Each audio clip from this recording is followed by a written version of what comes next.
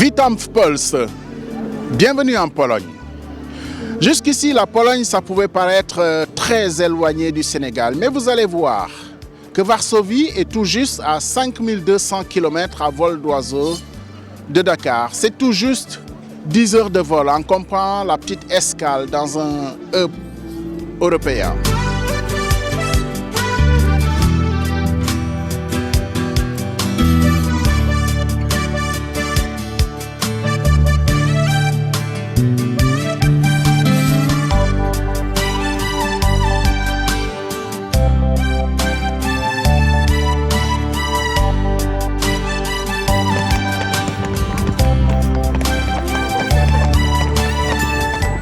Nous y voilà, à Varsovie. Et vous allez voir dans nos découvertes de la Pologne, parfois, nous nous sommes transformés en agents économiques de liaison pour plus de coopération commerciale, universitaire et touristique. Nous découvrirons cette Pologne qui se découvre elle-même dans la diplomatie humanitaire depuis que la guerre a éclaté au cœur de l'Europe en Ukraine, dont la Pologne est frontalière et placée en première ligne. Mais la Pologne, c'est aussi et surtout ses curiosités historiques qui portent les stigmates de la guerre. Ces curiosités touristiques avec des sites classés au patrimoine mondial de l'UNESCO. La Pologne des plus jeunes, c'est bien sûr Lewandowski, mais l'histoire foot locale est écrite par le club mythique de la capitale, le Legia de Varsovie.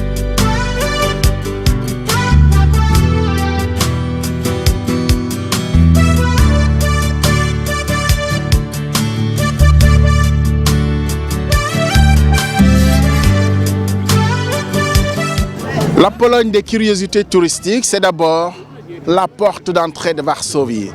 Frédéric Chopin, l'incontournable. Mais autres curiosités touristiques, on les croise à tous les coins de rue, à Varsovie, à Cracovie, la place du marché, bien entendu. Et c'est le charme, l'atout charme de la Pologne qu'on va découvrir.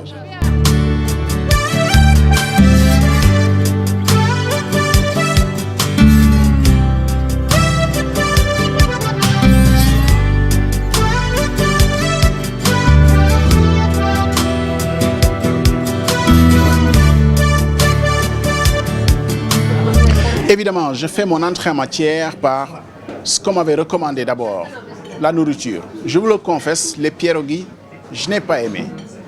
J'ai bien aimé le reste en Pologne, la découverte du pittoresque. Varsovie avec ses curiosités touristiques. Varsovie, la porte d'entrée, c'est Frédéric Chopin, bien entendu, l'incontournable musicien. Mais Varsovie, c'est aussi les vestiges du passé, une ville qui porte les stigmates de la guerre. Mais la Pologne, c'est aussi la mine de sel de Wieliczka, incontournable bien entendu. Je vous y amène.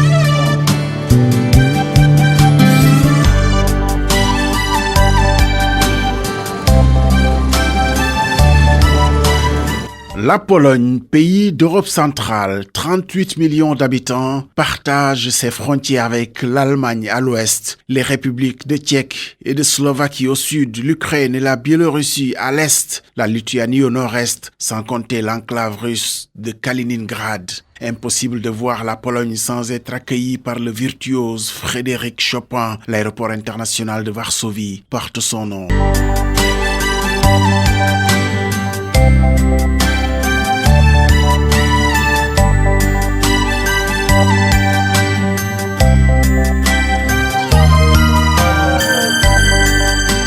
Visiter Varsovie, c'est d'abord la halte au bois de Waziński, un immense jardin public où les bancs ne vous invitent pas à vous asseoir, mais à apprécier la symphonie Chopin. La commande est scellée dans le béton. Oh, la playlist!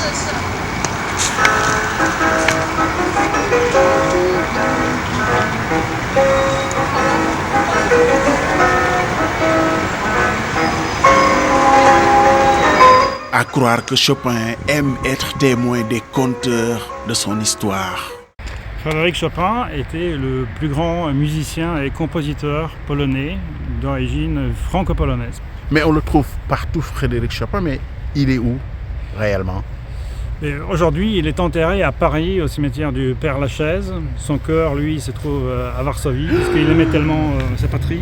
Comment ça se fait? À l'époque, au 19e siècle, ça se faisait beaucoup, parce que le cœur symbolise l'amour. Donc, on plaçait le cœur dans le vase, et souvent, il était transporté à l'endroit que la personne défunte aimait beaucoup.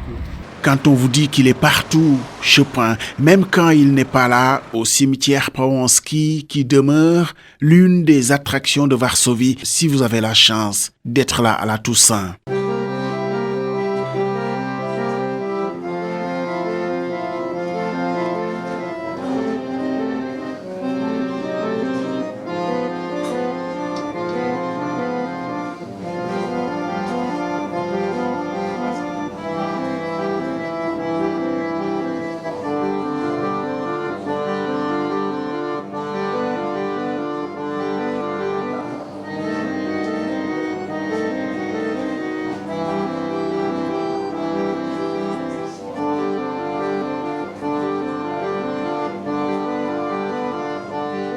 Une fête religieuse, mais à force, le gothique le dispute. Au baroque, aux familles qui viennent se recueillir auprès des proches qui reposent ici, se mêlent des milliers de touristes qui viennent fleurir les tombes des célébrités. L'autre musicien et grande star polonaise, Gustav Holubek. Par-ci, le poète Herbert. Par-là, et toujours Chopin. Partout. Ses parents sont là, ils sont enterrés effectivement au cimetière. Et cette ville chargée d'histoire est magnifiquement bien reconstruite, comme pour narguer l'ennemi qui l'avait pilonnée, détruite à plus de 80% pendant la Grande Guerre. Cette ville laisse découvrir ses monuments, ses statues des héros de la guerre, ses libérateurs.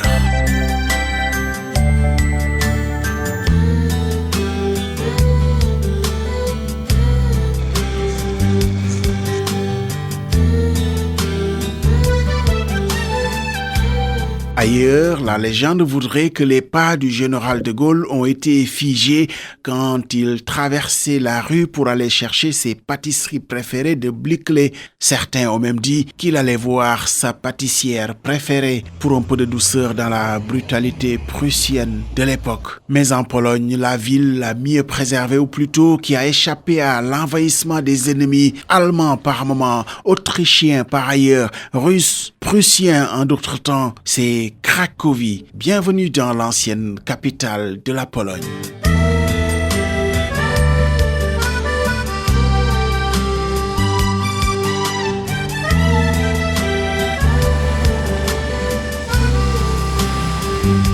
On ne sait pas si la place centrale est célébrée uniquement pour son marché, pour ses attractions autour et ses animations de tout le temps, ou alors pour son imposante église, la basilique Sainte-Marie, ainsi que la légende du pompier qui fait sonner le clairon aux morts toutes les heures, de jour comme de nuit.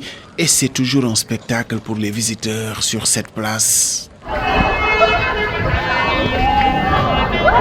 Il est où? Il est là. Il est sorti? Il est là. Ok.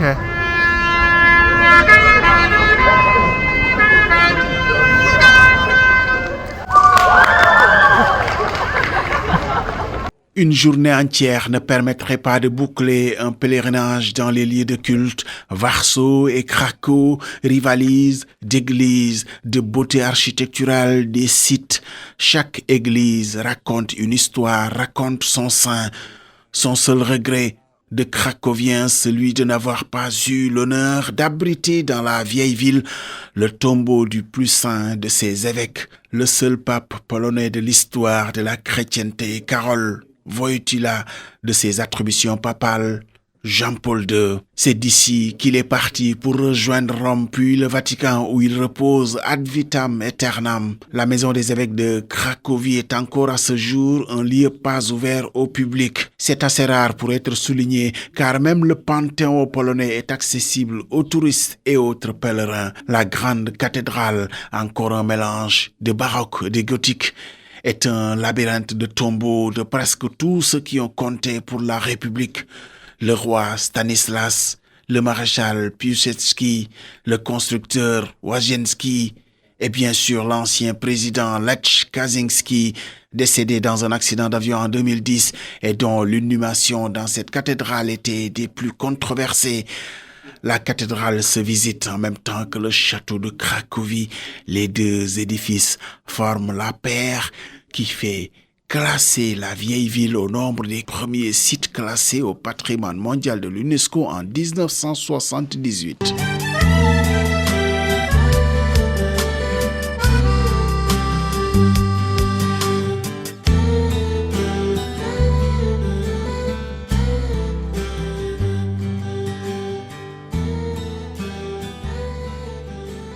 Chose rare à l'époque, la Pologne à elle seule abrite 2 sites parmi les 12 choisis par l'UNESCO pour célébrer la culture universelle. Le second est aujourd'hui une des plus grandes attractions de tourisme au monde. Bienvenue dans la mine de sel de Wieliczka.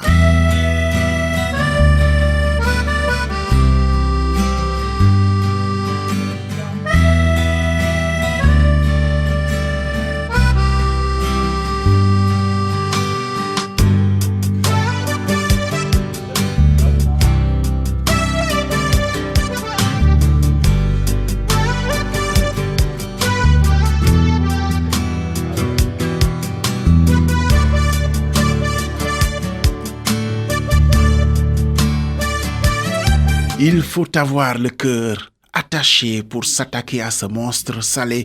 Nous entamons une descente serpentée, 800 marches à descendre pour s'enfoncer au bout à 300 mètres sous terre, l'équivalent d'un immeuble de 40 étages. Il se raconte tellement d'histoires sur la mine. Que le sel est compact. Pendant la guerre 1939-45, dans cette salle, les nazis voulaient fabriquer les pièces pour les moteurs d'avion. La fabrique était secrète.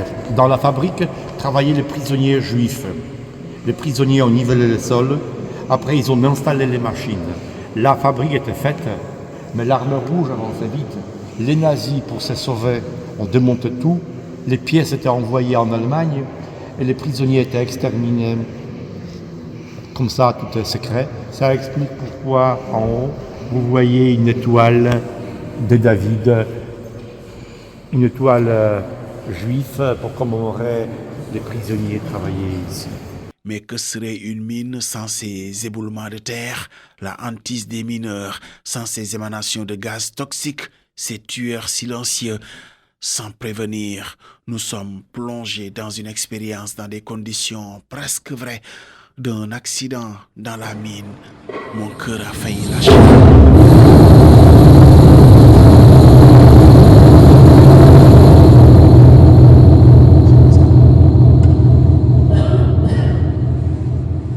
C'était quoi ça? C'était le bruit imité une explosion de méthane. Ah oui, parce que les gaz étaient fermés dans les couches. Les ouvriers piolaient, ils ouvraient les poches, les gaz montaient et stagnaient. Les gaz méthane en état naturel et inodore et incolore. Les ouvriers ne pouvaient pas les détecter. Les gaz stagnaient dans la partie mal ventilée. Il est léger. Il éclairait la mine avec des torches. Au contact avec les gaz, la flamme pouvait commencer une explosion. Les gaz éclataient et puis la charpente brûlait. À 1645, dans cette partie de la mine, le gaz a explosé et la mine brûlait pendant 8 mois. Il faut croire que la mine est bénie, placée aussi sous l'autel du Christ, sous la bénédiction et la bienveillance du pape Jean-Paul II, dont la statue est sculptée dans un bloc de sel. Tout nous ramène ici à la pénibilité du travail de mineur. Il n'y a que le conservateur Marek pour oser le parallèle avec le bonheur des mineurs au travail et même des premières bêtes de traction manifestement toutes heureuses pour suppléer l'homme. Les bêtes travaillaient, vivaient dans la mine. Les bêtes vivaient bien dans la mine, ils travaillaient dur. Ils étaient bien nourris, bien soignés. Ils travaillaient avec les mêmes personnes. Grâce aux bêtes, ils pouvaient exploiter plus Il y a des choses qui ont pu être datées dans l'histoire quand même ou pas dans cette mine, des choses dont on a pu remonter aux origines pour les dater, les fossiles et autres. Question banale, mais Dieu, que les travaux de cette mine communiquent avec les parois du laboratoire de recherche d'un savant sénégalais. Nous avons trouvé des plantes, nous avons trouvé squelettes et par analyse des contenus de carbone 14. Méthode de datation, ça nous rappelle quelqu'un, nous. Nous datons Carbone 14. C'est ça. Carbone 14. Juste. Attendez. Carbone 14. C'est ça. Vous connaissez l'histoire le carbone 14? Non, pas encore. Évidemment, nous lui avons fait la totale sur Cheikh Anta Diop, pas inventeur du carbone 14 certes, mais le premier à monter le laboratoire de carbone 14 de l'Institut fondamental d'Afrique noire, IFAN, à l'université de Dakar, qui portera plus tard le nom d'université Cheikh Anta Diop. Il faisait frais dans la mine, 10 petits degrés dans ce sous-sol, mais cette extraordinaire coïncidence sur la méthode de datation presque empruntée à Cheikh Anta Diop a réchauffé l'enthousiasme de Marek. Et par analyse de sacré carbone 14, aujourd'hui, nous datons le gisement. Comme vous voyez, votre scientifique Cheikh nous a Anta aidé, Diop, oh mon Dieu. nous a aidé à dater notre mine. Vous me faites plaisir là. Oh my God, Cheikh Anta Diop dans la mine de sel. Comme quoi. Mais les fouilles et les vestiges nous révèlent encore une autre part de nous-mêmes dans cette mine. Pour des visiteurs sénégalais, le guide réserve toujours le meilleur pour la fin. Nous terminons la promenade dans la mine. Dans la partie commerciale, il y a les toilettes, les souvenirs et les bars. Le bar est salé aussi? L'addition pour les boissons sont très très salées.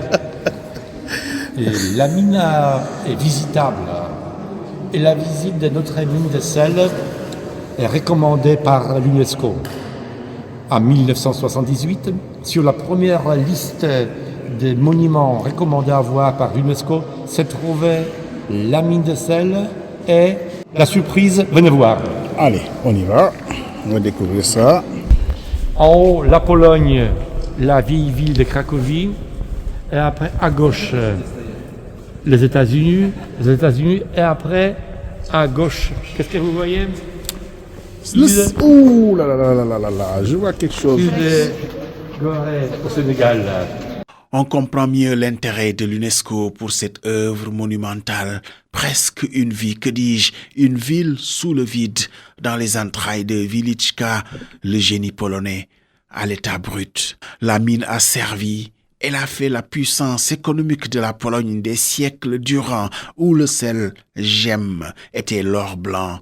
Aujourd'hui que la mine est fermée, jamais désaffectée, c'est toute une économie liée au tourisme qui s'y développe. Les galeries sont extraordinairement bien décorées et à défaut d'offrir à votre princesse un puits de pétrole ou une réserve de gaz, offrez-lui un banquet dans cette magnifique salle de réception à 300 mètres sous terre.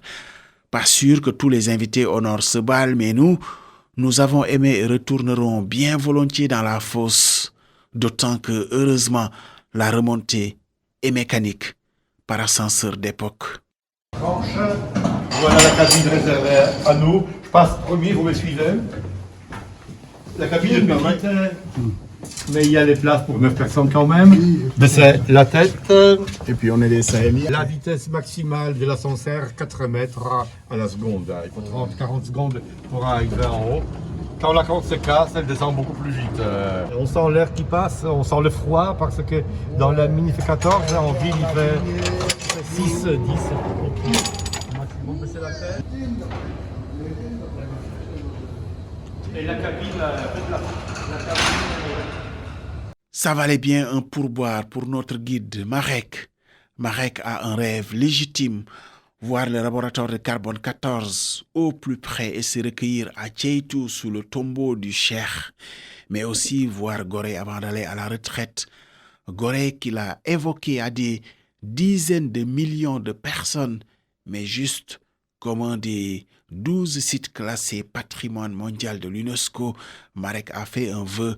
À Dieu il plaise que nous racontons un jour son histoire quand Marek viendra en pèlerinage sur l'île mémoire de Gorée. Finalement, Varsovie, Cracovie, pas si éloigné que ça de Dakar.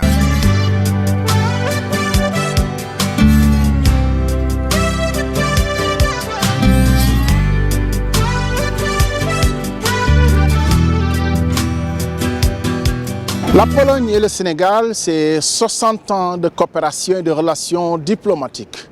Redynamisées, il faut le dire, au cours de ces dernières années. Le président Macky Sall a visité la Pologne en 2016. Et c'est la toute première fois, en septembre 2022, qu'un président polonais mettait les pieds au Sénégal. Andrzej Duda a visité Dakar au cours d'une tournée africaine, ce qui augure d'une coopération redynamisée dans le domaine économique, commercial, mais aussi une coopération universitaire, qu'on peut voir dans ce document.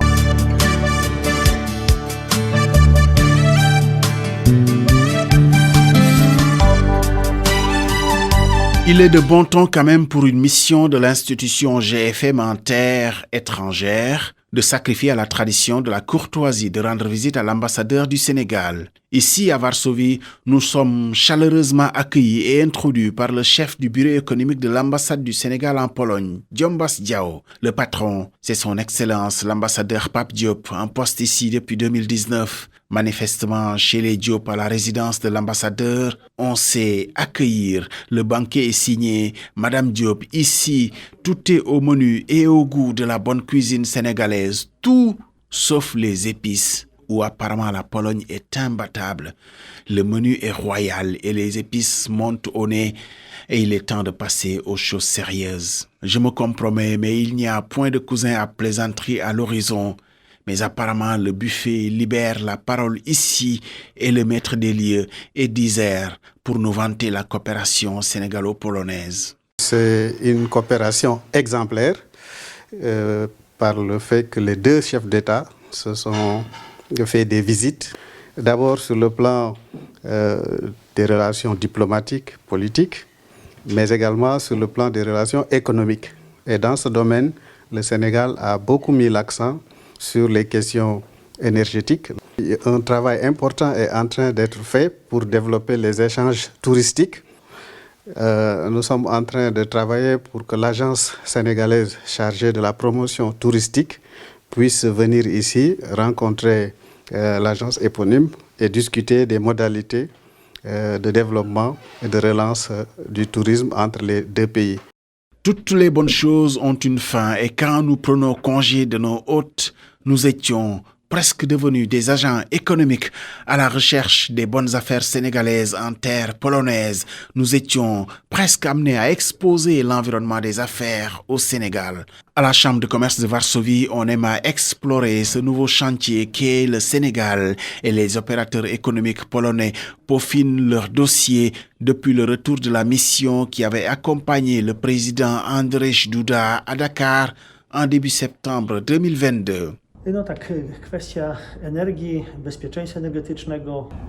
Effectivement, en ce qui concerne le secteur de l'énergie, les sources d'énergie et le coût de l'énergie, ce sont des sujets primordiaux de nos jours. En Pologne, nous avons de nombreux acteurs publics appartenant à l'État qui sont actifs dans le domaine de l'énergie, en ce qui concerne donc, le pétrole, mais aussi le charbon, le réseau de transport de l'énergie. Ce qui n'empêche qu'il y a également des opérateurs privés qui sont actifs, notamment dans l'énergie renouvelable, mais pas uniquement.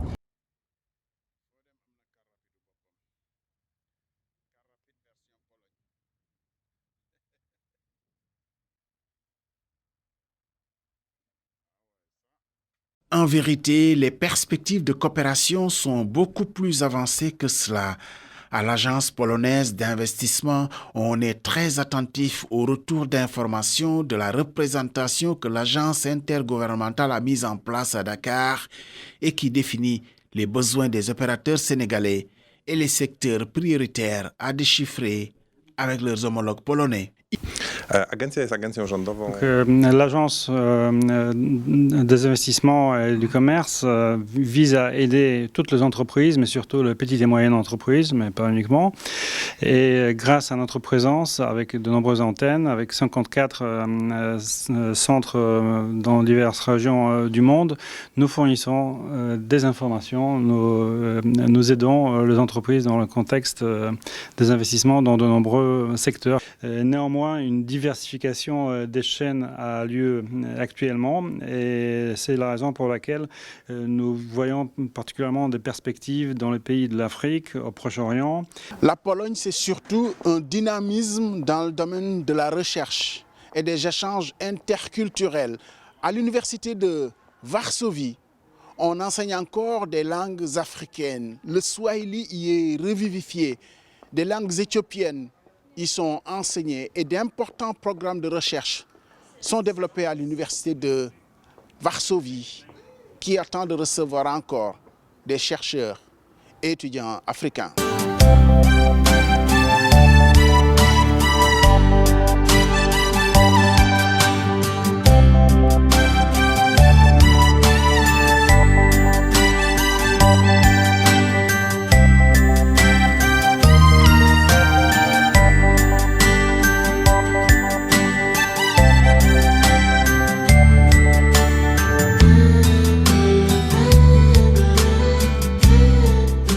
Il est vrai que la diplomatie économique de la Pologne en Afrique s'était beaucoup appuyée sur les échanges universitaires et sur le plan académique, il y a des pays qui sont en avance.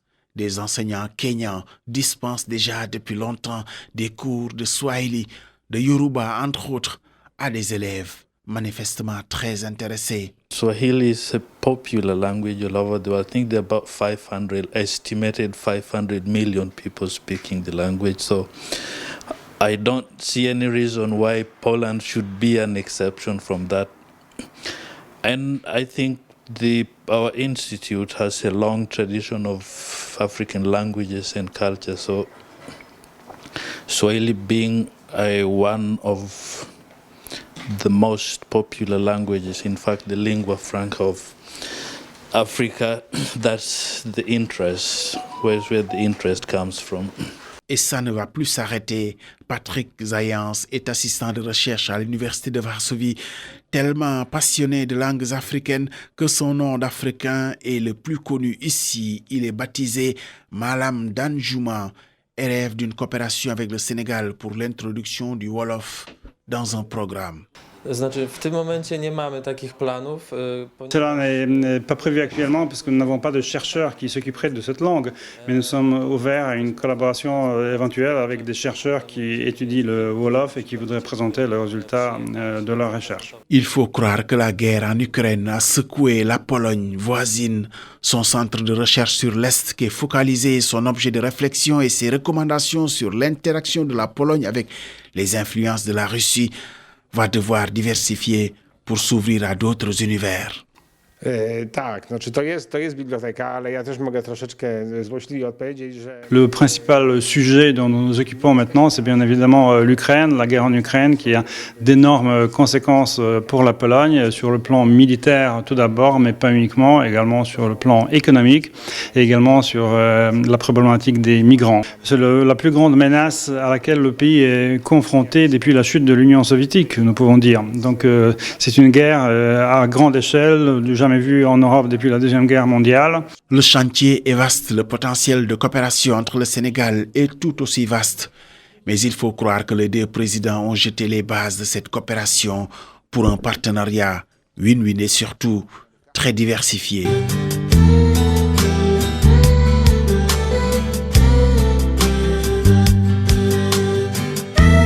À l'instar de l'Union européenne, la Pologne a été surprise par cette guerre en plein cœur de l'Europe. La Pologne, frontalière de l'Ukraine, a été en première ligne dans l'accueil massif des réfugiés ayant fui la guerre en Ukraine. La Pologne n'avait pas manifestement une politique migratoire étatique. Ce sont des associations et des fondations qui ont pris le relais pour cette formidable mission d'accompagnement des réfugiés.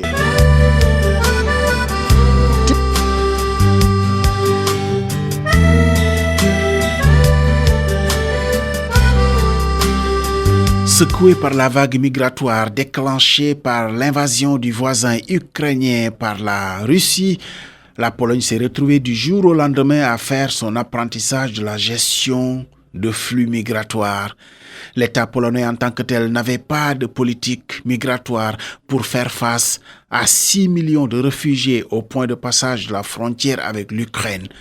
Le salut est venu de grandes associations pour honorer la diplomatie humanitaire de la Pologne. Elles ont pour nom PCPM, International Bund Pologne, et même la Fondation Somalie qui jadis aidait les réfugiés somaliens arrivés en Pologne ont prêté toute main forte.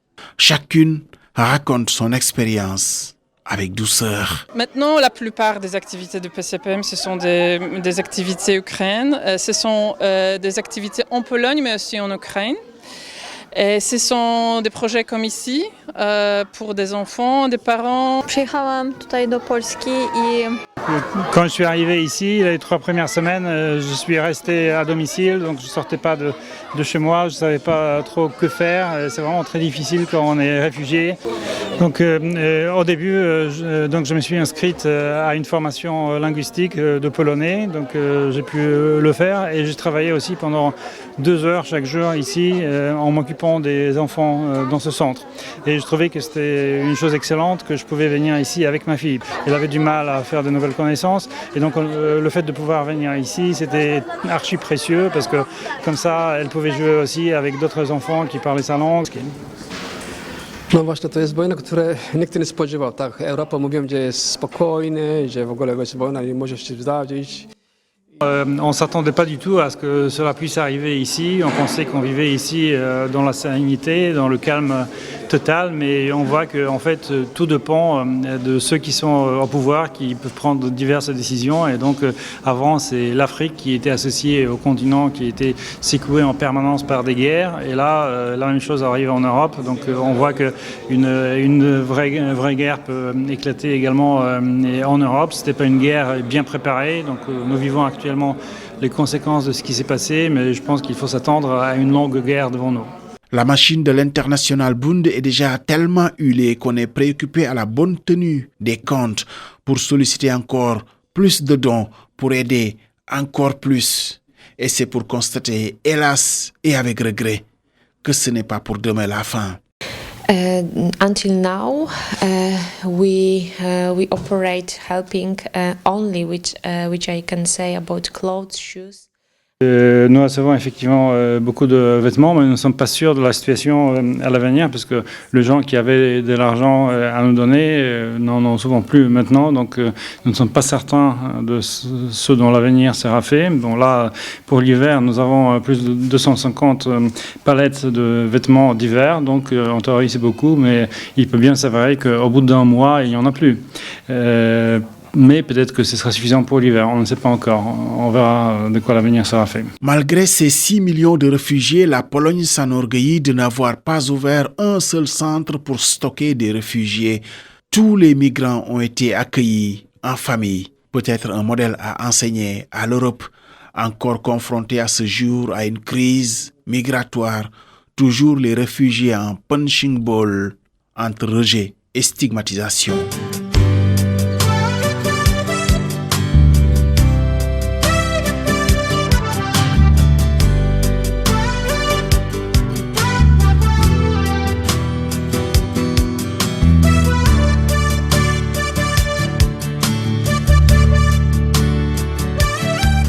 La Pologne, sur le plan sportif, c'est l'ancienne époque. La statue de Dejna trône à l'entrée du stade du Lechia de Varsovie. On ne parle plus de la Pologne d'aujourd'hui sans Lewandowski, bien entendu. Boniek était d'une autre époque. Mais la ville de Varsovie sans le club du Lechia ne serait pas cette ville capitale, puisque les fondateurs libérateurs de la ville ont aussi fondé le club du Lechia de Varsovie avec le maréchal Piłsudski.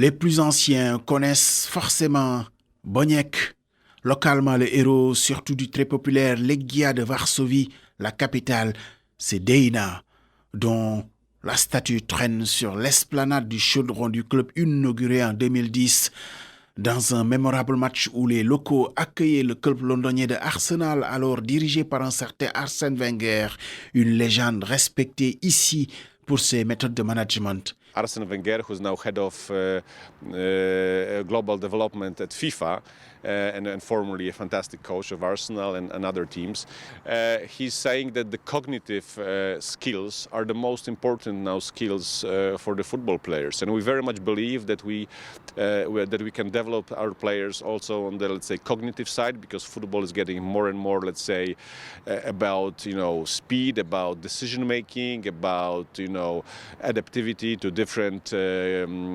tactical systems. Il faut dire que l'Académie du Legia est un des plus modernes d'Europe. We have now one of the best training centers in this part of Europe by far. We have opened in 2020. So we have over 15 hectares of land with 9 football pitches, a great academy, very modern with all the wellness and facilities and strength conditioning and indoor hall and some technical devices. So we're very proud of that, and we are starting our grassroots program from the age of 3, Legia Soccer Schools. Ce Legia Arsenal s'était terminé sur un score de 6-5 en faveur des visiteurs, mais le Legia sait reproduire cette ambiance des grands jours, même dans un match du championnat local où le Legia reçoit la Lechia, 16e au classement et sans enjeu.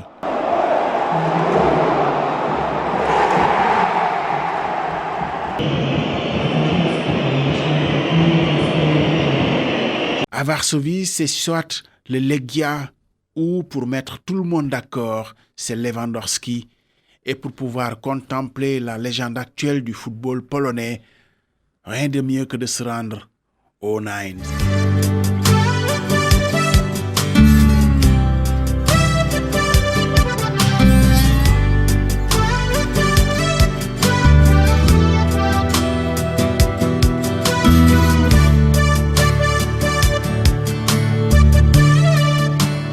Ici, le pain est décliné en numéro 9. Le menu aussi rappelle toujours le dossard de l'ancien Bavarois aujourd'hui à Barcelone.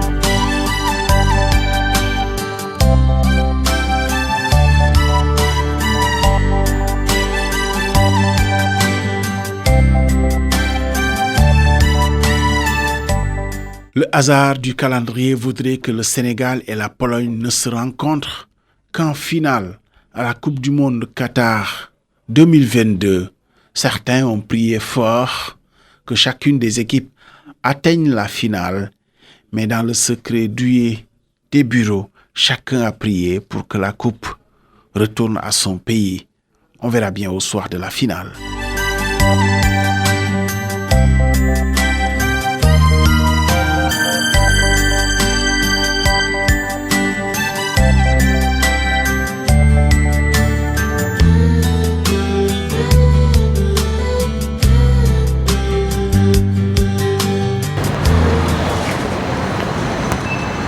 Et j'ai osé tomber la veste pour la fin. Et pourtant, il fait 10 petits degrés à Varsovie. C'est aussi une façon de rendre hommage à cette ville qui nous a charmés. Nous avons aimé ce séjour et c'était très enrichissant. Juste envie de dire, Doze Batebnia Krupche, assurément, nous reviendrons ici.